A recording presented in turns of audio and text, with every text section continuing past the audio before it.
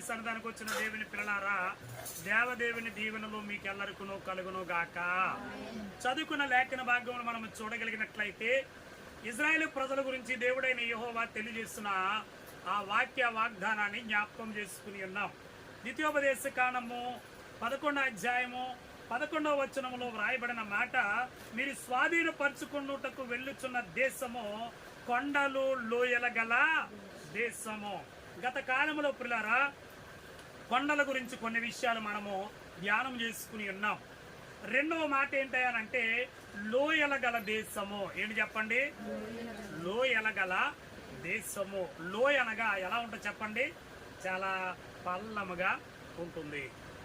ఎత్తైన స్థలం నుంచి చూస్తే అది ఎక్కడో కిందగా ఉంటే దాన్ని చాలా లోతుగా ఉన్న ప్రాంతాన్ని ఏమంటారనంటే లోయ అంటారు. దేవునికి స్తోత్రం, దేవునికి స్తోత్రం.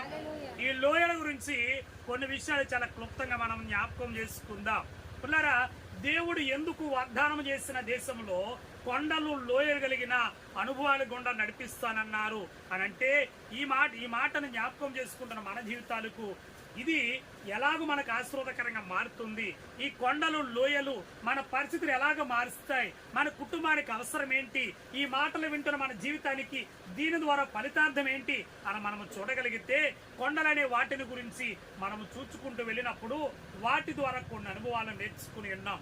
ఈరోజు లోయలలో దేవుడు చేసిన గొప్ప అద్భుతాలను మనము చూడబోతున్నాం. దేవునికి స్తోత్రం, దేవునికి స్తోత్రం. ఒక్కొక్కసారి మన పరిస్థితి కూడా లోయల్లాగానే కనబడుతూ ఉంది.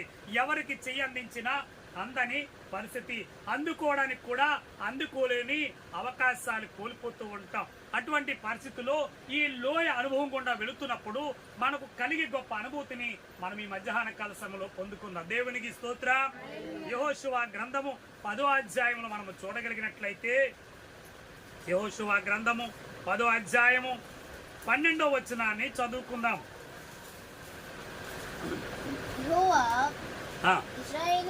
ఇశ్రాయేలీయుల ఎదుట ఆ దినమున ఇశ్రాయేలీయులు వినుచుండగా యెహోషువ యెహోవాకు ప్రార్థన చేస్తున్న. దేవునికి మహిమ కలుగును గాక. ఇశ్రాయేలు ప్రజలు ఐగుప్తు దేశంలో నుంచి వెళ్ళిన తర్వాత మోషే నాయకత్వాన్ని యెహోషువ గారికి అప్పగించారు. దేవునికి స్తోత్రం. యెహోషువ ఇజ్రాయేలు ప్రజలు నడిపించడం ప్రారంభించిన తర్వాత వారికి ఎదురైన పరిస్థితుల్లో, యుద్ధాలలో, కష్టాలలో దేవుని సందులో వారు ప్రార్థన చేయగా దేవుడు వారి పట్ల ఎన్నో కార్యాలు చేశారు. దేవునికి స్తోత్రం. వీరు మరొక ప్రాంతానికి వెళుతున్న సందర్భంలో వీరి మీదకి అమోరీలు దండెత్తి వచ్చారు. ఇశ్రాయేలు ప్రజల మీదకి అమోరీలు దండెత్తి వస్తే ఇశ్రాయేలును ఓడించడానికి వారు ప్రయత్నాలు చేస్తూ ఉంటే పునరా దేవుడైన యెహోవా యెహోషువతో చెప్పారు, నేను మోషేకు తోడైనట్లు నీకు కూడా నేను తోడై ఉన్నాను. దేవునికి స్తోత్రం. ఈ అమోరీల సైన్యం అంతటిని, ఈ శత్రు సైన్యం అంతటిని నేను నీ చేతికి అప్పగించబోతున్నాను అని చెప్పారు. దేవునికి మహిమ కలుగును గాక. జరిగిన సంఘటన ఏంటంటే పునరా యుద్ధం భీకరంగా జరుగుతూ ఉంది. ఇశ్రాయేలు ప్రజలకును అమోరీలకును భీకరమైన యుద్ధం జరుగుతూ ఉంది. యుద్ధం జరుగుతున్న సందర్భంలో యెహోషువ ఒక ప్రార్థన చేశాడు. చదువుకున్నాం అదే మాట. యెహోషువ యెహోవాకు ప్రార్థన చేస్తును. ఏమని చేశారు? సూర్యుడా నీవు గిబియోనులో నిలువుము, చంద్రుడా నీవు అయ్యాల్లోను లోయలో నిలువము. జనులు తమ శత్రువుల మీద పగ తీర్చుకున్న వరకు సూర్యుడు నిలిచెను, చంద్రుడు ఆగెను. దేవునికి స్తోత్రం. ఇశ్రాయేలు ప్రజలు యుద్ధం చేస్తూ ఉంటే భీకరమైన పోరు జరుగుతూ ఉంది. సాయంకాలం కావస్తూ ఉంది. చీకట పడితే యుద్ధం చేయకూడదు. శత్రువుల మీద దొంగ దెబ్బ తీయకూడదు. ఎవరైనా యుద్ధం చేస్తే ఎదురు బదురుగానే యుద్ధం చేస్తారు. ఇలాగ బోరుగా లేక భీకరమైన యుద్ధం జరుగుతున్న సందర్భంలో జరిగిన సంఘటన ఏంటంటే ఇశ్రాయేలుల మీదకి వచ్చుతున్న సైన్యం ఇంకా చాలా ఎక్కువగా ఉన్నారు. ఇప్పుడు ఆ శత్రు శేషాన్ని లేకుండా చేయాలనంటే వీరికి అవకాశం కావాలి. అవకాశం కావాలంటే చీకట పడక ముందే దానిని పూర్తి చేయాలి. చీకట పడితే వారు ఏమీ చేయలేని పరిస్థితి. అందు గురించి యెహోషువ ప్రార్థన చేస్తున్నాడు. ఏమనో తెలుసా? సూర్యుడా నువ్వేం చేయాలి, గిబియాలో నిలువము, చంద్రుడా అయ్యాలో లోయలో నువ్వు నిలువమన్నాడు. దేవునికి స్తోత్రం కలుగునుగా. యెహోషువ ప్రార్థన చేస్తే సూర్యుడు చంద్రుడు ఒక రాత్రి పగలు ఏమైపోయారంట, ఆగిపోయారు. దేవునికి స్తోత్రం కలుగునుగా. చదువుకున్న మాట కిందకి, ఆ మాట యాషూరు గ్రంథములో రాయబడి ఉన్నది కదా. సూర్యుడు ఆకాశం మధ్య నిలిచి ఇంచుమించు ఒక దినమెల్లా ఒక నాడెల్లా అస్తమింప త్వరపడలేదు. యెహోవా ఒక నరుని మనవి విని ఆ దినము వంటి దినము దానికి ముందే గాని దానికి తర్వాతే గాని ఉండలేదు. దేవునికి మహిమ కలుగును గాక. ఒక నరుడు ప్రార్థన చేస్తే సూర్యుడు ఒక రోజంతా అలాగా ఆగిపోయాడంటండి. చంద్రుడు అయ్యా లోయలో అలాగ నిలిచిపోయాడు. దేవునికి స్తోత్రం, దేవునికి స్తోత్రం, దేవునికి స్తోత్రం. అయ్యా లోయలో ఉన్న అనుభవం ఏంటో తెలుసా? అయ్యా లోయలో ఉన్న అనుభవం ఏంటో తెలుసా? నీ జీవితంలో సాధించలేనిది, విజయం లేనిది, విజయం సాధించలేమనుకున్నప్పుడు యెహోషువ దేవుని సన్నిధిలో ప్రార్థన చేస్తే విజయం వచ్చే వరకు కూడా సూర్యుడిని చంద్రుడిని కూడా నా దేవుడు లోయలు ఆపేశాడు. దేవునికి స్తోత్రం కలుగునుగా. విజయాలు లేనప్పుడు, అపజయాలు ఎదురవుతున్నప్పుడు నీవు గనక మోకరించి ప్రార్థించగలిగితే నా దేవుడు సృష్టిని కూడా శాసించగలిగిన శక్తిమంతుడు. దేవునికి స్తోత్రం. ఒక వ్యక్తి ప్రార్థన చేస్తే సూర్యుని ఆపగలమా? మనం ఇక్కడి నుంచి అక్కడికి వెళ్ళి నీడ ఆపగలమా? చంద్రుని ఆపగలమా? మన వల్ల అవుద్దా? కానీ దేవుని సన్నిధిలో ప్రార్థన చేస్తే సృష్టి కూడా నిలిచిపోయినట. చప్పలు కూడా దేవునికి స్తోత్రం కలుగునుగా. ఈ మధ్యాహ్న కాల సమయంలో ఈ మాటలు వింటున్న నీ జీవితంలో కూడా కొన్ని లోయ అనుభవాలు కనపడతాయి. ఈ లోయ ఎలాగుంటుందంటే శత్రువు తొలుతున్న లోయలా ఉంటాయి. శత్రువులు మనం ఎంపడిస్తున్నట్టుగా, తరుముతున్నట్లుగా, మనల్ని అయితే కృంగదీస్తున్నట్లుగా కనబడుతున్నప్పుడు మనం చేయవలసింది ఏంటో తెలుసా? ప్రార్థన. ఏంటి చెప్పండి? ఏంటి చెప్పాలి? ప్రార్థన. ప్రార్థన ఏం చేస్తుంది తెలుసా? పరిస్థితులను మార్చేస్తుంది. దేవునికి స్తోత్రం, దేవునికి స్తోత్రం. ఎప్పుడైతే యెహోషువ ప్రార్థన చేశాడో పునరా సూర్యుడు ఆగిపోయాడు, చంద్రుడు కూడా ఆగిపోయాడు. అయ్యా లోయలో నిలిచిపోయిన చంద్రుడు, పునరా గిబియోనులో ఉండిపోయిన సూర్యుడు ఒక రోజంతా అస్తమించడానికి త్వరపడలేదంట. అది ఇప్పటికీ కూడా సైంటిస్టులు లెక్కలు చూస్తే గంటలు తేడా వచ్చినాయని లెక్కలు వేస్తూ ఉంటే ఈ బైబిల్ గ్రంథంలో మనకు కనబడతాయి. 24 గంటలు సూర్యుడు చంద్రుడు అలాగూ నిలిచిపోయారంట. దేవునికి స్తోత్రం కలుగునుగా. దేవునికి స్తోత్రం, దేవునికి స్తోత్రం. ఈ లోయలో గుండా మనం వెళుతున్నప్పుడు అందుకే అన్నాడు అది కొండలు లోయలు కలిగిన దేశం. మునుపెన్నడు నువ్వు చూడని మార్గం అది, మునుపెన్నడు నడవని మార్గం అది. ఒకప్పుడు నువ్వు ఆ లోయలు చూసినప్పుడు భయపడ్డవేమో, కానీ నువ్వు ఇప్పుడు వెళుతున్న లోయలో నీకు విజయాన్ని ఇచ్చేది. దేవునికి స్తోత్రం, దేవునికి స్తోత్రం. రెండో మాటను జ్ఞాపకం చేసుకున్నాం. సమూయేలు మొదటి గ్రంథము 17వ అధ్యాయము 2వ వచనాన్ని చదువుకుందాం. సౌలును ఇశ్రాయేలును కూడి వచ్చి యాలా లోయలో దిగి ఫిలిష్తీయులకు ఎదురుగా యుద్ధ పంక్తులు ఫిలిష్తీయులు ఆ తట్టు పర్వతం మీదను ఇశ్రాయేలీలు ఈ తట్టు పర్వతం మీదను నిలిచి ఉండగా ఉభయుల మధ్యను ఒక లోయ ఉండెను. గాతువాడైన గొలియాతు అని ఒకడు శూరుడొకడు ఫిలిష్తీయుల దండులో నుండి బయలుదేరుచుండెను. అతడు 6 మూరల జానుడు ఎత్తు మనిషి. దేవునికి స్తోత్రం.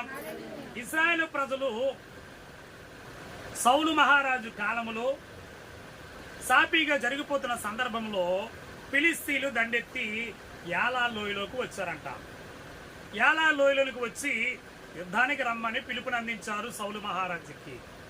సౌలు కూడా తన ప్రజలను తీసుకుని పంక్తులుగా కూర్చుకుని ఫిలిష్తీయులకు ఎదురుకుండా అవతల పర్వతంలో వీళ్ళు, ఇశ్రాయేలు ప్రజలకు ఎదురుకుండా యువతల పర్వతానికి వీళ్ళు నిలబడి ఉన్నారు. మధ్యలో ఏముందంట? లోయ. దానిని యాలా లోయ అన్నారు. యాలా లోయ ఇజ్రాయేల్ ప్రజలకు ఎంత బాధకరమైందనంటే సౌలు మహారాజును కూడా కృంగదీసింది. ఏంటి చెప్పండి, రాజును కూడా కృంగదీసేసింది. కృంగదీసిన యాలా లోయలో దేవుడు అద్భుతాలు చేశాడండి. దేవునికి స్తోత్రం కలుగును. ఎలాగో కృంగిపోవడానికి అవకాశం ఉంది. వీళ్ళ యుద్ధ వీరులే కదా, వీళ్ళ సైన్యాధిపతులు ఉన్నారు కదా, వీళ్ళ కూడా బలమైన యుద్ధం చేయగలిగిన వారు ఉన్నారు కదా. ఎందుకు కృంగిపోయారనంటే అందులో గాతువాడు ఆయన ఎవరున్నాడంట, గొలియాతు. ఎంత ఉన్నాడంట అతడు? 6 మూరల జానడు. 6 మూరల జానడు అంటే ఇంచుమించుగా 9 అడుగులు పైనే ఉన్నాడంట. అంత ఎత్తున్నాడు. దేవునికి స్తోత్రం, దేవునికి స్తోత్రం.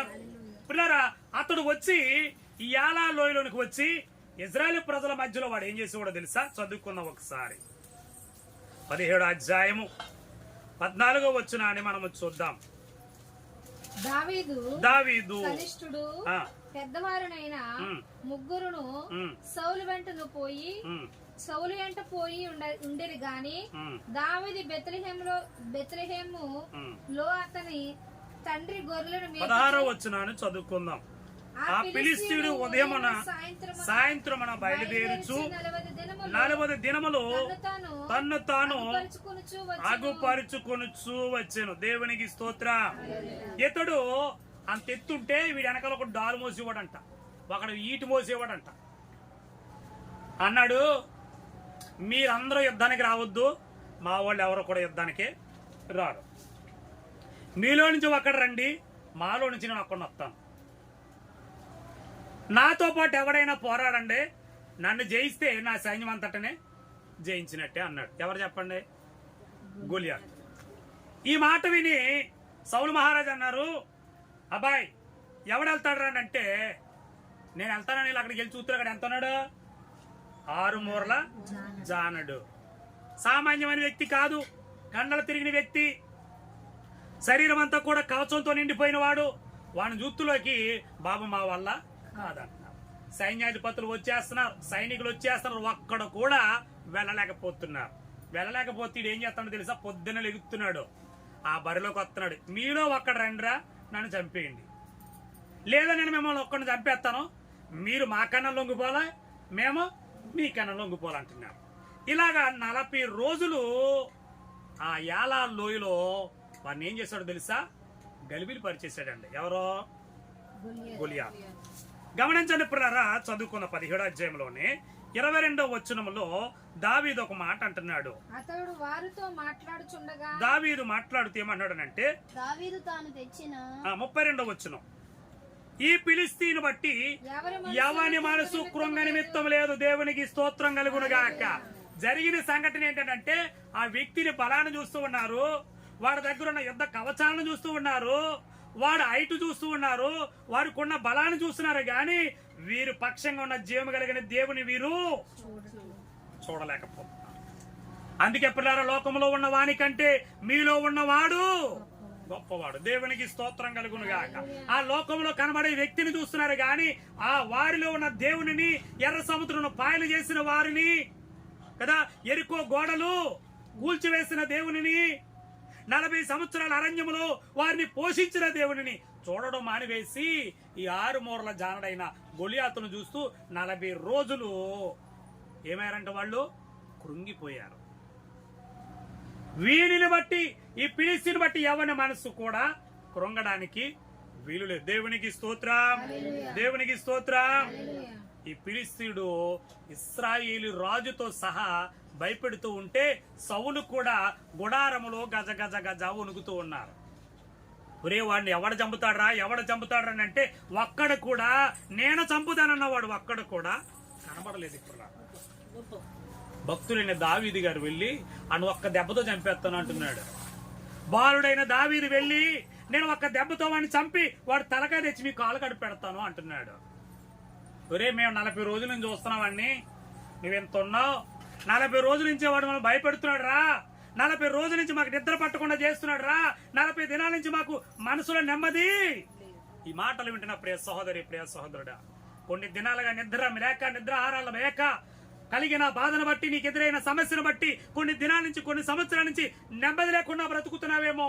ఈ ఏలా లోయని నా దేవుడు ఒక విజయ పదములోనికి మార్చేస్తాడు. దేవునికి స్తోత్రం, దేవునికి స్తోత్రం. ఈ కృంగిపోయిన లోయలోనే, ఈ భయపెడుతున్న లోయలోనే దావీదు నిలబడ్డాడు. దేవునికి స్తోత్రం కలుగునుగా, దేవునికి స్తోత్రం కలుగునుగా. ఇశ్రాయేలు సైన్యం అంతా కూడా గొలియాతును చూస్తున్నారు, కానీ దావీదు ఒక్కడ మాత్రమే సైన్యములకు అధిపతి యెహోవా వైపు చూశాడు. ప్రియులారా, అప్పుడు అంటాడు, జీవము కలిగిన దేవుని సైన్యమును తిరస్కరించుటకు ఈ సున్నత లేని ఫిలిష్తీయుడు ఎంత. దేవునికి స్తోత్రం, దేవునికి స్తోత్రం. ఈ మాటలు ఉండిన ప్రియ సహోదరి, ప్రియ సహోదరుడా, నీ జీవితంలో కూడా యాలా లోయ లాంటి, గొలియాతు లాంటి భయపెట్టే పరిస్థితులు, గొలియాతు లాంటి భయపెట్టే పరిస్థితులు నిన్ను కృంగదీసి, నీ మనసును కృంగదీసి, మన వల్ల కాదు, ఏమి చేయలేము, ఇక నా బ్రతుకెందుకు, ఎందుకు పనికిరాము, ఎవరికి ఉపయోగలేము, ఎంతమంది ఉన్నాం గాని ఏమీ చేయలేకపోతున్నామని సౌలు కృంగిపోయినట్టు కృంగిపోతున్నావేమో. గుడారంలో ఉండి సౌలు మహారాజు ఏమీ చేయలేని నిస్సహాయ స్థితిలో ఉంటే దావీదు అంటాడు, నేను వాడిని చంపేస్తానయ్యా అన్నాడు. ఒరే, నువ్వు బాలుడురా, వాడిని ఎలా చంపుతావురానంటే, అయ్యా నేను గొర్రెలు కాచుకుంటున్నప్పుడు, నా తండ్రి మందన కాస్తున్నప్పుడు ఎలుగుబంటు వస్తే నా గొర్రె పిల్లలు పట్టుకుని వెళ్ళిపోతే దాన్ని తరిమి పట్టుకుని రెండుగా దాన్ని ఏం చేశానో తెలుసా, చీల్చేశాను. సింహం వచ్చింది, నా తండ్రి మందలో నుంచి గొర్రె పిల్లలు పట్టడానికి వచ్చినప్పుడు దాని నోటనున్న గొర్రె పిల్లను విడిపించి దాన్ని కూడా నేను ఏం చేశాను తెలుసా, చంపేశాను. సింహము బలము నుండి, ఎలుగుబంటి బలం నుండి రక్షించిన నా దేవుడే ఈ గొలియాతు ఫిలిష్తీయుడు సున్నత లేని వీడి నుండి నా దేవుడు కాపాడుటకు సమర్థుడు. చెప్పకూడదు. దేవునికి స్తోత్రం కలుగునుగా. ఈ మాటలు వింటున్న ప్రియ సహోదరి, యాలా లోయ అనుభవం ఎటువంటిదో తెలుసా? కురింగిపోయావేమో, కొన్ని దినాలుగా చెప్పుకోలేని పరిస్థితి ఏమో, అన్ని ఉన్నాయి, యుద్ధ కవచాలు ఉన్నాయి, యుద్ధాలు ఉన్నాయి అని అంటాడు. ప్రియ దావీదు, నువ్వు ఎలాగెళ్తావు నాకు తెలియదు, కానీ ఈ పట్టుకుని రా, నా యుద్ధ కవచం అంతా నువ్వు వేసుకో అన్నాడు చిన్న బాలును చూసి. దావీదు మహాభక్తుడు అంటాడు, అయ్యా ఇవేమి నాకు వాడుకలో లేవు, వీటి వల్ల నేను విజయాన్ని సాధించలేను. కట్టె వల్ల గాని, ఈటి వల్ల గాని దేవుడు విజయాన్ని ఇచ్చేవాడు కాదు. పిల్లరా, దేవుడు తన కార్యం చేస్తే గొప్ప కార్యాలు మన పక్షంగా దేవుడు చేస్తాడు. నీ జీవితంలో కూడా కృంగిపోయావేమో, నలిగిపోయావేమో, దేవునికి స్తోత్రం కలుగునుగా. ఎవరికి చెప్పుకోలేని పరిస్థితులు మనసు కృంగిపోయి, అందుకన్నాడు ఈ ఫిలిష్తీయుని బట్టి ఎవరిని మనసు కృంగిపోవడానికి వీలు. ఈ మధ్యాహ్న కాలంలో ప్రభు పేడ చెప్తున్నాడు, నీకు కలిగిన పరిస్థితిని బట్టి నీ మనసు కృంగిపోవడానికి వీల్లేదు. నువ్వు కృంగిపోయావా, అపవాది నీ కుటుంబం మీద ఏలుబడి చేస్తావు. నువ్వు కృంగిపోయావా, నేను లేవకుండా ఉండడానికి అపవాది వాడు ఎన్నో ప్రయత్నాలు చేస్తూ ఉంటాడు. కానీ నా ప్రభు అన్నాడు, నా వైపు నువ్వు చూడగలిగితే కృంగిన వారిని కూడా నా ప్రభు ఏం చేస్తాడు, లేవనెత్తుతాడు. దేవునికి స్తోత్రం, దేవునికి స్తోత్రం. బరిలోకి వెళ్ళాడు, యాలా లోయలోనికి వెళ్ళాడు. గొలియాతు దగ్గరికి. గొలియాతు అంటున్నాడు, యారా నేను కుక్కను అనుకుంటున్నావా, కర్ర పట్టుకుని వస్తున్నావు, చిన్న తాడు పట్టుకుని వస్తున్నావు, కుక్క పిల్లని అనుకున్నావా, నన్ను కొట్టడానికి వస్తున్నావని అంటే నేను కాకులకి గెద్దలకి వేసేస్తానన్నాడు గొలియాతు. దావీదు అంటాడు, నువ్వెవరు నా పేరును వస్తున్నావు నాకు తెలియదు, కానీ నువ్వెవడో నాకు తెలియదు, కానీ నేను నా జీవం కలిగిన దేవుని పేరట నేను వస్తున్నాను. చదువుకున్నాం ఒకసారి 17వ అధ్యాయంలో, చదువుకున్నాం ఒకసారి 47వ వచనం. అప్పుడు యెహోవా కత్తి చేతను ఈటి చేతను రక్షించేవాడు కాడని ఈ దండువారందరూ తెలుసుకొందరు. యుద్ధము యెహోవాదే, ఆయన మిమ్మల్ని మా చేతికి అప్పగించినని చెప్పాను. లేచి కలియుటకై అతనికి ఎదురుగా పోగా దావీదు వాని ఎదుర్కొనుటకై సైన్యము తట్టు త్వరగా పరిగెత్తుకు పోయి తన సంచిలో చెయ్యి వేసి అందులో నుండి రాయి ఒకటి తీసి వడిసెలతో విసిరి ఆ ఫిలిష్తీయుని నుదుట కొట్టిన. రాయి వాని నుదుటను చొచ్చినందున వాడు నేలను బోర్ల పడిను. దేవునికి స్తోత్రం కలుగునుగా. చిన్ని రాయితో కూడా చంపేశాడంటే ఎన్ని రోజుల నుంచి నీ జీవితంలో ఎన్ని రోజుల నుంచి నువ్వు కృంగిపోతున్నావు, ఎన్ని రోజుల నుంచి మనశ్శాంతి లేకుండా ఉన్నావు, ఎన్ని రోజుల నుంచి పరిస్థితులు మారవనుకుంటున్నావు, ఎన్ని సంవత్సరాల నుంచి నా బ్రతికి ఇంకా ఇంతే అని చెప్పి ఎక్కడున్నా అక్కడే ఉంటున్నావు. ప్రభు మాట్లాడుతున్నారు, అలా ఉండడానికి కాదు, చిన్ని రాయి చాలు, చిన్ని రాయి. ఒకే ఒక్క రాయి తీసాడండి, ఆయనకున్న విశ్వాసం ఒకటే. నేను వెళుతున్నాను గాని యుద్ధం చేసేది నా దేవుడు. దేవునికి స్తోత్రం. యుద్ధము యెహోవాదని చెప్పి పడుతున్నారు. దేవునికి స్తోత్రం కలుగునుగా. ఈ రోజు అంటున్నాను, నీ జీవితంలో ఏ పరిస్థితి ఉన్నా చిన్ని రాయి, విశ్వాసం అనే రాయి గాని, ప్రార్థన అనే రాయి గాని, నమ్మకం నువ్వు దేవుని మీద ఉంచి నువ్వు చేయగలిగితే నీ పరిస్థితులన్నిటిని కూడా నా ప్రభు చక్కపరచగలడు. దేవునికి స్తోత్రం కలుగునుగా. చిన్ని రాయితో 40 రోజుల నుంచి జయించలేని ఆ పోరాటాన్ని ఒక్క చిన్న రాయితో నా ప్రభు ఏం చేశాడు తెలుసా?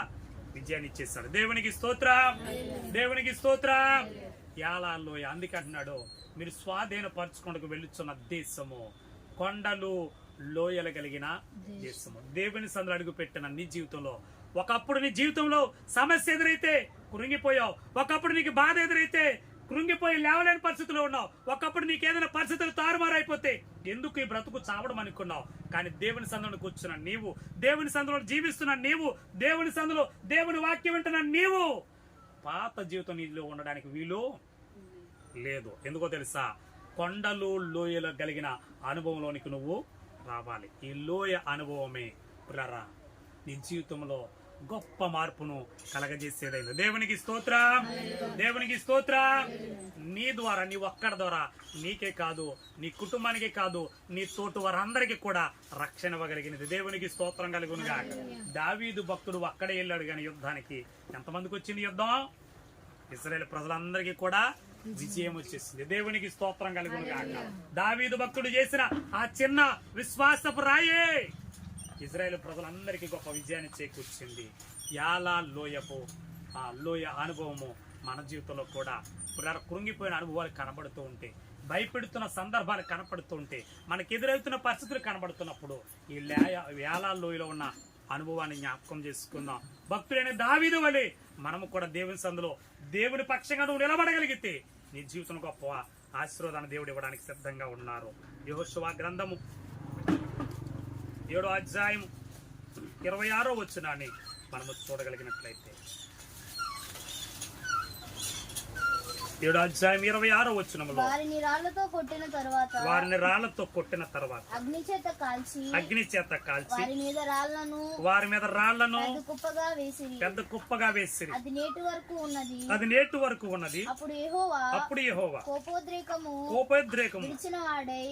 విడిచిన వాడై మల్లుకొనెను. అందుచేత నేటి వరకు ఆ చోటికి ఆకోరు లోయ అన్నారు. ఆకోరు లోయ అనగా బాధ లోయ, శ్రమ కలిగిన లోయ. ఏ లోయ అంటండి ఇది? ఆకోరు లోయ అంటే బాధతో నిండిపోయిన లోయ. ఇజ్రాయేలు ప్రజలు ఐగుప్తు దేశమును విడిచిన తర్వాత పాలు తేలి ప్రవహించే దేశానికి వెళ్లే ముందు పురరా ఎరుకోను దాటి వెళ్ళాలి. ఎరుకో గోడలు చాలా ప్రాకారములు, చాలా పట్టణ ప్రాకారాలు బలమైనవి. దేవుడు చెప్పారు ఆ ప్రాకారాలు వాటికవే కూలిపోతాయి. 7 దినాలు మీరు దాని చుట్టూ ఏం చేయాలి? తిరగాలి. 7వ దినమున 7 సార్లు దాని చుట్టూ మీరు తిరగాలి. తిరిగిన తర్వాత ఎరుకోను పట్టుకున్నప్పుడు దాంట్లో ఏ వస్తువును కూడా మీరు తీసుకోవద్దు. ఎరుకోని దేవుడు శపించబడిన దాంట్లో ఏ వస్తువును కూడా మీరు తీసుకోవద్దు. దాని అంతటిని కూడా అగ్ని చేత కాల్చివేయండి అని చెప్పాడు దేవుడు. అన్నట్టుగానే ఎరుకో గోడలు 7వ దినమందు కేకలు వేసి ప్రభుని స్తుతిస్తూ బోరల ఊదగా ఆ గోడలన్నీ కూలిపోయి ఎరుకో పట్టణాన్ని పట్టుకున్నారు. పట్టుకున్న తర్వాత ఆకానను ఒక వ్యక్తి అందులో ఏం తీసుకున్నాడంట? బంగారాన్ని తెచ్చేసుకున్నాడు. దేవుడు ఏం చెప్పాడు? అందులో అసలు ఏమి ముట్టుకోవద్దని చెప్పాడు. శపించబడిన దాంట్లో నుంచి తీసుకుని వచ్చేసారు. వచ్చి వెళ్ళిపోతున్నారు. కొంత దూరం వెళ్ళేసామనికి హాయి అనే చిన్ని పట్టణం, దాన్ని జయించాలి. దాని మీదకి యుద్ధానికి వెళ్ళారు. యుద్ధానికి వెళితే ఇశ్రాయేలు ప్రజలందరూ ఓడిపోతున్నారు. వెళితే యుద్ధంలో చాలా మంది చనిపోతూ ఉన్నారు. వీళ్ళకి ఏం అర్థం కాక ఎందుకు ఇలా జరుగుతుందని చెప్పి వెనక్కి వచ్చి వారు దేవుడిని అడిగితే దేవుడు అన్నారు, మీరు శపితమైన దానిలో నుంచి నేను తేవద్దన్నది తీసుకుని వచ్చి మీలో ఒకడు పాపం చేశాడు. శపించబడినది మీలో ఉంది, అది తీస్తేనే తప్ప మీరు చిన్న పట్టణమైన పెద్ద పట్టణం జయించలేరు.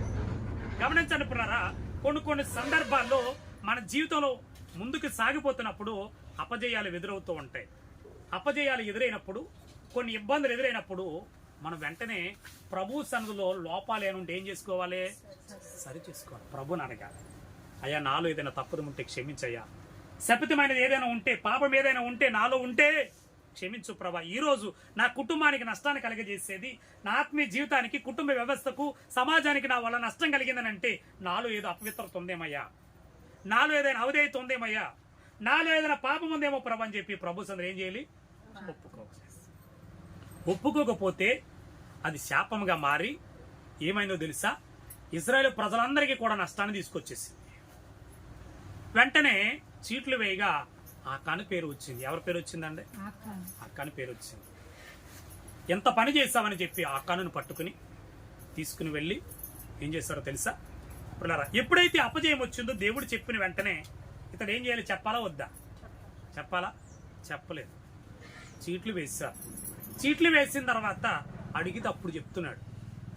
గమనించండి ప్రియులారా, మన కుటుంబంలో కూడా కొన్ని సందర్భాల్లో అపజయాలు కానీ నష్టాలు కానీ కలుగుతున్నప్పుడు, బిడ్డల్లో కానీ మనలో కానీ కలుగుతున్నప్పుడు మనకి ఎప్పటికప్పుడే పరిశీలన చేసుకోవాలి. ఎందుకు ఈ తప్పిదం జరిగింది, ఎందుకు ఈ పరిస్థితి వచ్చిందని చెప్పి మనకు మనంగా పరిశీలన చేసుకుంటే దేవుడు మనకు మంచి మార్గాన్ని చూపిస్తా. దేవునికి స్తోత్రం, దేవునికి స్తోత్రం. ఎప్పుడైతే పట్టుకున్నారో ఆకారాన్ని తీసుకుని వెళ్ళి ఊరు వెలపలకి తీసుకుని వెళ్ళి రాళ్ళతో కొట్టి ఏం చేశారు? గుట్టగా వేసేసారు. దానిని ఏమన్నారంటే ఆకూరు లోయ అన్నారు. బాధ కలిగిన లోయ. ఇశ్రాయేలు ప్రజలకు ఎంత బాధ కలిగిందనంటే చాలా భయంకరమైన బాధ కలిగింది. ఎందుకనంటే చదువుకున్నాం ఒకసారి 7వ అధ్యాయము 4వ వచనాన్ని చదువుకుందాం. కాబట్టి జనంలో ఇంచుమించు 3,000 మంది అక్కడికి వెళ్ళిరు గాని నిలవలేకపోయిరి. అప్పుడు హాయి వారు వారిలో 36 మనుషులను హతము చేసిరి. ఎంతమంది చనిపోయారంట? ఎవరు చేసిన తప్పు ఇది? ఒక వ్యక్తి చేసిన తప్పు. 36 మంది సైనికులు ఏమైపోయారు? ఆకాను చేసిన తప్పును బట్టి ఇశ్రాయేలు ప్రజలు చాలా బాధ, చాలా వేదన. అంతవరకు దేవుడు గొప్ప కార్యాలు చేశారు. ఎందుకు అలా జరిగిందని అడగడానికి కారణం ఏంటనంటే ఆకాను చేసిన తప్పిదము. చదవండి పిల్లరా 20. అప్పుడు తప్పు చేసిన వాడు తెలుస్తుంది కదా. తప్పు చేసిన వాళ్ళనే, అందులో శపితమైన పట్టుకొచ్చిన వల్లనే మనం ఓడిపోతున్నామని చెప్పి దేవుడు చెప్పాడు కదా అని చెప్పి చెప్పిన వెంటనే సమాజంలో ఉన్న వారు తప్పు చేసిన వాడు ఏం చేయాలి? అయ్యా నేనే చేశానని రావాలి. గోత్రము వారి వంశాల ప్రకారంగా ఒక్కొక్కరికి చీట్లు వేస్తే ఆకాను తన పేరు వచ్చే వరకు కూడా ఏమి ఎరగనట్టుగానే ఉన్నాడంట. వెంటనే తీసుకుని వెళ్ళి రాళ్లతో కొట్టి చంపి గుట్ట కింద పోశారు. అది ఆకూరు లోయ అన్నారు. యెహోషువ చాలు. దేవునికి స్తోత్రం కలుగునుగా. ఇజ్రాయేల్ ప్రజలందరూ కూడా చాలా బాధపడ్డారు. ఒక వ్యక్తిని బట్టి సమాజం అంతటికి ఏం కలిగింది?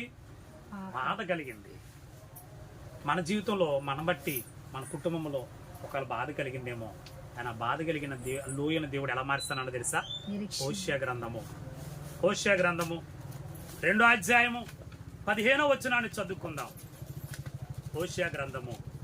ఒకవేళ ఇంతవరకు నువ్వు కూడా నీ జీవితంలో కూడా కొన్ని పరిస్థితుల్లో నిన్ను బట్టి కుటుంబానికి బాధ కలిగించి ఉండొచ్చు, కుటుంబంలో వేదన కలిగించి ఉండొచ్చు.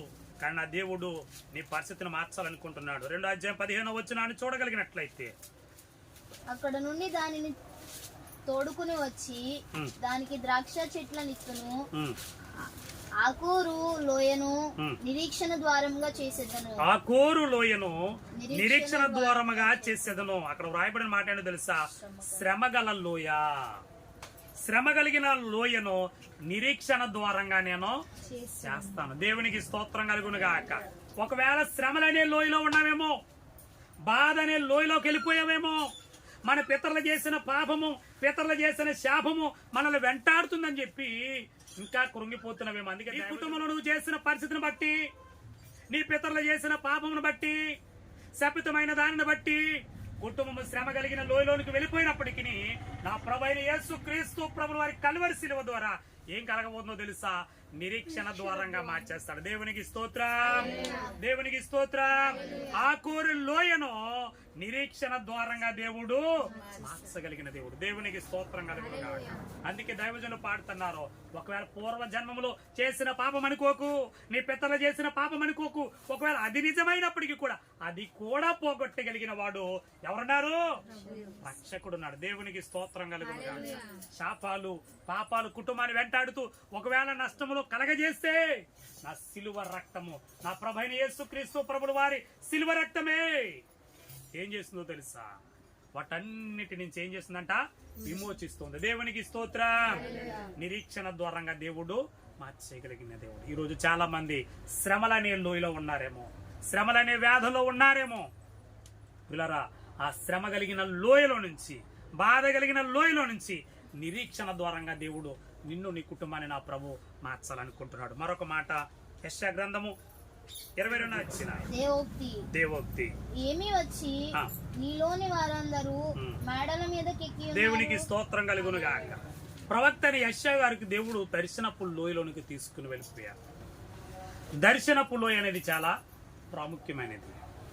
యోవేలు ప్రవక్త ద్వారా దేవుడు మాట్లాడుతూ 2వ అధ్యాయంలో మీ యవ్వనులు దర్శనములు చూచెదరు. దర్శనములు అనగా దేవుడు జరగబోయే వాటిని ముందుగానే తెలియచేసేవాడు. ప్రవక్త అయిన యెషయా గారు దర్శనపు లోయలోనికి వెళ్లారు కాబట్టి యేసు ప్రభుల వారి పుట్టుకను గురించి చూపించారు. యేసు ప్రభుల వారి శిలువ మరణమును గురించి కూడా చూపించారు. జరగబోయే కాలమును గురించి ముందుగానే దేవుడు దర్శనములో యెషయా ప్రవక్తకి ఏం చేశారు? చూపించారు. నేను అంటాను పిల్లరా, మనము కూడా దర్శనపు లోయలోనికి రావాలి. దర్శనం అనే వరాన్ని కూడా మనం ఏం చేయాలి? ఏం చేయాలమ్మా? సంపాదించుకోవాలి. దేవునికి స్తోత్రం. ఉంటే మనకు ముందుకు పోగలుగుతాం. దర్శనం లేకపోతే కొన్ని విషయాల నష్టాన్ని కూడా పొందుకుంటాం. ప్రవక్త అయిన యెషయా ద్వారా ఎన్నో దర్శనాలు మనం అందులో బైబిల్ గ్రంథంలో మనము చూడవచ్చు. ఈ యెషయా గ్రంథాన్ని 66 పిల్లరా 66 అధ్యాయాలు కనబడితే అందులో ఈ యెషయా గ్రంథాన్ని భక్తులు ఏమన్నారంటే చిన్న బైబిలు అన్నారు. దేవునికి స్తోత్రం. బైబిల్ గ్రంథంలో 66 పుస్తకాలు ఉన్నాయి. యెషయా గ్రంథంలో కూడా 66 అధ్యాయాలు ఉంటాయి. అందుకే దీనిని చిన్న బైబిల్ పుస్తకము అన్నారు. దేవునికి స్తోత్రం, దేవునికి స్తోత్రం.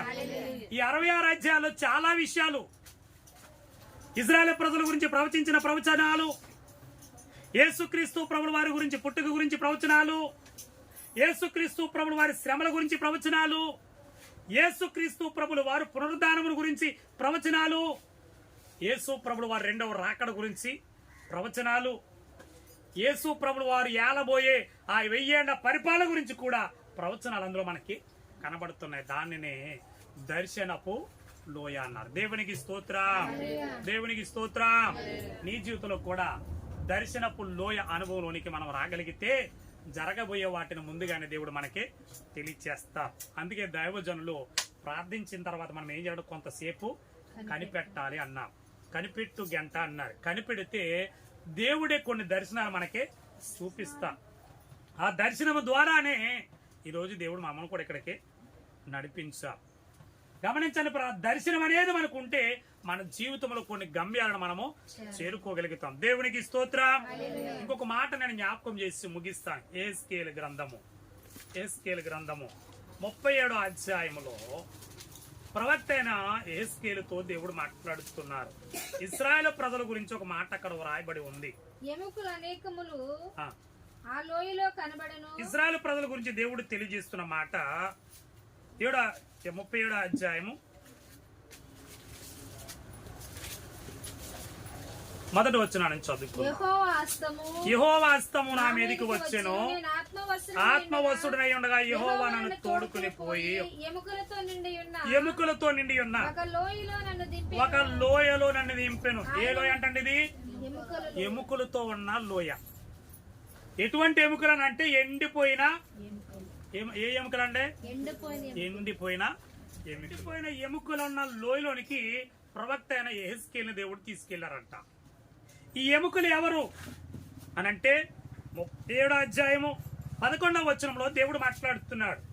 ఈ ఎముకల గురించి మాట్లాడుతూ చెప్తున్న మాట చదువుకుందాం. నరపుత్రుడా 11వ వచనం. అప్పుడు ఆయన నాతో ఇట్లా, నేను నరపుత్రుడా, ఈ ఎముకలు ఇశ్రాయేలులందరినీ సూచించుచున్నవి. వారు మన ఎముకలు ఎండిపోయిను, మన ఆశ విఫలమాయను, మనము నాశనం అయిపోతిమి. గమనించండి పిల్లలు, ఎవరైతే మనం ఎండిపోయిన ఎముకల వలె ఉన్నామో, మన ఆశ అంతా ఏమైపోయింది? విఫలమైపోయింది. మనము నాశనం అయిపోయాము, మన బ్రతుకు అయిపోయింది, ఇక మా పరిస్థితులు అయిపోయి. ఎండిపోయిన ఎముకలు ఎంతో, నేను కూడా అంతే, ఏమీ చేయలేని స్థితిలో ఉన్నాను అని అనుకుంటున్న ఇజ్రాయేలు ప్రజలు ఎలాగైతే ఉన్నారు. ఈ మాటలు వింటున్న ప్రియ సహోదరి, ప్రియ సహోదరుడా, నీవు కూడా ఆశ విఫలమైపోయిందని, నా జీవితం అయిపోయిందని, ఇక నేను ఎందుకు పనికిరానని, ఎండిపోయిన బ్రతికైపోయిందని, నిర్జీవమైన పరిస్థితి అయిపోయిందని చెప్పి ఏది చేసినా ప్రయోజనం లేదు, ఇక నా వల్ల ఏమవుద్దని కృంగిపోతున్నావేమో. దేవుడు మాట్లాడుతున్నాడు. వారు మన ఎముకలు ఎండిపోయిను, మన ఆశ విఫలమాయను, మనము నాశనం అయిపోతామని అనుకొనిచున్నారు. కాబట్టి ప్రవచనం ఎత్తి వారితో ఇట్లు చెప్పుము. ప్రభువగు యెహోవా సెలవిచ్చినదేమనగా, నా ప్రజలారా, సమాధులను నేను తెరచెదను. నుండి మిమ్మును బయటికి అనుకుంటున్నారు. ఇక చచ్చిన శవాలెంతో మేము కూడా అంతే. ఈరోజు చాలా కుటుంబాలు అలాగే ఉన్నారండి. భర్త ఉన్నా, ఏమా ఎలా ఉంది పరిస్థితి అని అంటే, ఏం చేయమంటారు అయ్యారు? భర్త ఉన్నా ఒకటే, లేకపోయినా ఒకటే. బెడ్లో ఏం చేస్తున్నారమ్మా? బెడ్లో ఉన్నా ఒకటే, లేకపోయినా ఒకటే. ఎందుకనంటే వారు ఉండడానికి ఉన్నారు, కానీ ఏ స్థితిలో ఉన్నారనంటే చచ్చని స్థితిలో ఉన్నారు. సమాధి స్థితిలో ఉండి లేవలేని వాడు ఎలా ఉంటాడో, ఈరోజు కుటుంబానికి కూడా భర్తలు గాని, బిడ్డలు గాని, కుటుంబంలో ఉన్నవారు ప్రయోజకంగా కనబడట్లేదు. ఎండిపోయిన జీవితాలు, ఎండిపోయిన కుటుంబాలు, కృంగిపోయిన జీవితాలు, ఆశలు విఫలమైపోయి ఏం చేయాలో తెలియని పరిస్థితి. బిడ్డలను కన్నామంటే కన్నానికి కానండి, నా బిడ్డలు నాకు ప్రయోజనకరంగా లేరండి. పెళ్లి చేసుకున్నాను కానీ నాకు భర్త నాకు ప్రయోజకుడిగా లేడండి. ఎందుకనంటే అంతా మోసమని ఎక్కడ చూసినా మోసమే, ఎక్కడ చూసినా అన్యాయమే. ఇటువంటి పరిస్థితిలో నా కుటుంబం ఎలాగుందనంటే చచ్చని స్థితిలో ఉంది. ప్రియులారా, నా ప్రభు అన్నాడు, ఎండిపోయిన ఎముకలు మరలా తిరిగి జీవిస్తాయి. చప్పలు కొడతా. దేవునికి స్తోత్రం, దేవునికి స్తోత్రం, దేవునికి స్తోత్రం. అందుకని అంటున్నాడు, మిమ్మల్ని బయటకు రప్పించి ఇశ్రాయేలు దేశమునకు తోడుకుని వచ్చేదను. నా ప్రజలారా, నేను సమాధులను తెరిచి సమాధులను మిమ్మల్ని బయటికి రప్పించగా నేను యెహోవానని మీరు తెలుసుకొందురు. మీరు బ్రతుకున్నట్లును నా ఆత్మ మీలో ఉంచి మీ దేశమును మిమ్మల్ని నివసింప చేసేదను. నేను ఈ మాట ఇచ్చి దాన్ని నెరవేర్చునని మీరు తెలుసుకుందరు. ఇదే యెహోవాకు. దేవునికి స్తోత్రం కలుగును గాక. ఎండిపోయిన ఎముకలలో ఇలాంటి లోయ నీ కుటుంబంలో కనబడుతుందేమో, నీ జీవితంలో కనబడుతుందేమో. అందుకే అపోస్తలుడైన పౌలు అంటారు, ఎఫెసీయులకు రాసిన పత్రిక 2వ అధ్యాయం 1వ వచనములో, మీరు మీ అపరాధముల చేతను పాపముల చేతను మీరు చచ్చిన వారై ఉండగా. మేము ఎండిపోవడం ఏంటండి? మేము చచ్చిపోవడం ఏంటండి అనంటే, మన పాపములు మన అపరాధములు ఎలా తీసుకుని వెళ్ళిపోతున్నాయంటే చచ్చని స్థితిలోనే తీసుకుని వెళ్ళిపోతున్నాయి. చచ్చిన వారై ఉండగా క్రీస్తుతో పాటు మిమ్మల్ని ఆయన ఏం చేశాడో తెలుసా? బ్రతికించారు. చప్పలు కొడతా. దేవునికి స్తోత్రం, దేవునికి స్తోత్రం. ఎండిపోయిన ఎముకలకే చర్మం వచ్చింది, ఎండిపోయిన ఎముకలకే నరాలు వచ్చినాయి, ఎండిపోయిన ఎముకలకే రక్తం వచ్చింది, ఎండిపోయిన ఎముకలకే మాంసం వచ్చింది, ఎండిపోయిన ఎముకలకే చక్కని రూపం వచ్చింది. చప్పలు కొడతా. దేవునికి స్తోత్రం కలుగును గాక. ఆ రూపమే ప్రభువైన యేసుక్రీస్తు ప్రభువు వారు ఆ రూపాన్ని నీకిచ్చుడు కొరకు ఆయన రూపాన్ని నలగొట్టుకున్నాడు కలువరి శిలువ మీద. నువ్వు ఎండిపోయిన ఎముకల వలె సమాధిలో ఉండుట కొరకు కాదు, నిర్జీవమైన స్థితిలో ఉండుట కొరకు కాదు, నీ ఆశను నువ్వు కృంగ తీసుకునే కొరకు కాదు, గాని నా ప్రభు నిన్ను మరలా తిరిగి జీవింపచేయట కొరకు 2022 సంవత్సరాల క్రితమే ఎండిపోయిన లోయలో అనుకుంటా నీ బ్రతుకును, ఎండిపోయామనే పరిస్థితిలో ఉన్న నీ బ్రతుకును తిరిగి జీవింపచేయట కొరకు ప్రభువైన యేసుక్రీస్తు ప్రభులు వారి లోకానికి వచ్చారు కదా. ఈ రోజు వరకు ఒకవేళ నువ్వు అనుకుంటున్నావేమో, నా జీవితం ఎండిపోయింది, మా బ్రతుకు ఎండిపోయింది, మా కుటుంబం ఇంకా చిగురించదు, నా బ్రతుకు ఇంకెందుకు పనికిరాదని ఎక్కడున్నాను అనుకుంటున్నావేమో, ఆ ఎండిపోయిన లోయలో నుంచి కూడా నా ప్రభు మరలా నిన్నో బ్రతికించగలడు. దేవునికి స్తోత్రం, దేవునికి స్తోత్రం. ఎండిపోయిన లోయ అనుభవంలో ఉన్నావేమో, యెహెజ్కేలును దేవుడు తీసుకుని వెళ్ళాడు. ప్రవచించి చెప్పు. వారు అనుకుంటున్నారు ఇక మా వల్ల ఏం కాదని, వాళ్ళు అనుకుంటున్నారు మా జీవితం ఇంకా అయిపోయిందని. లేదు లేదు, నేను వారిని దేవుడినై ఉన్నాను, నేనే సైన్యములకు అధిపతి యెహోవానని వారు తెలుసుకున్నట్లుగా వారిని నేను మరలా ఏం చేస్తానో తెలుసా? జీవింపచేస్తాను. ఈ మాటలు ఉంటున్న ప్రియ తల్లి, ప్రియ సహోదరుడు, ప్రియ సహోదరి, ఎట్టి పరిస్థితులు కూడా కృంగిపోవద్దు. నీ జీవితాన్ని మరలా తిరిగి కట్టగలిగిన దేవుడు ఊహించిన రీతిలో ఉన్నతమైన స్థితిలోని తీసుకుని వెళ్ళట కొరకు కొండలు లోయలు కలిగిన అనుభవాలు గుండా నా దేవుడు నిన్ను నడిపించబోతున్నాడు. అందుకే భక్తుడైన కీర్తనకాడు అంటాడు, గాఢంధకారపులో నేను సంచరించను, ఏ అపాయముకు నేను భయపడను. ఎందుకో తెలుసా? ఎవరు తోడున్నారు? యెహోవా నాకు కాపరిగా ఉన్నాడు. ఈ మాటలు వింటాను. నీ జీవితంలో కూడా ఆయన తోడుగా ఉన్నాడు. భయపడకు, అధైర్యపడకు, దిగులు చెందకు. ఏ లోయలో నీ ఉన్నా ఆ లోయ గుండా పుష్పించే స్థితిని, ఉదయించే స్థితిని, లేక చిగిరింపజేసే స్థితిని, తిరిగి మరలా జీవింపజేసే స్థితిని ఇవ్వగలిగిన శక్తిమంతుడు ప్రభు అయిన యేసు ప్రభుల వారు. ఆ లోయలో మనం ఉన్నామని చెప్పి పరలోక మహిమను విడిచిపెట్టి లోయలో ఉన్న మనలను పైకెత్తుట కొరకు ప్రభు వచ్చాడు. అందుకే పరమగీతంలో భక్తురాలంటుంది, ప్రియురాలంటుంది, నేను లోయలలో పూయు పద్మము వంటి దానను. దేవునికి స్తోత్ర, దేవునికి స్తోత్ర. ఆ లోయలో ఎన్నో అనుభవాలు ఉన్నాయి. ఆ లోయలోనే వికసించే పద్మాలు ఉంటాయి.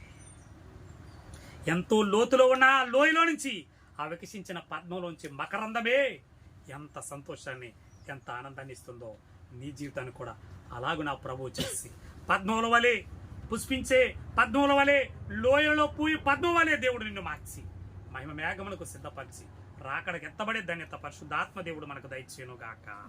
నిత్యము దేవుడు మహిమనందును గాక. తండ్రి కృప కలిగిన చదువు ఇంతవరకు విన్న ప్రతి మాట ద్వారా మిత్రులైన మమ్మల్ని అందరినీ బలపరిచి ఆత్మీయ స్థితిలో వృద్ధులోనికి అభివృద్ధిని తీసుకొచ్చి నడిపించి మహిమ పొందుతాను.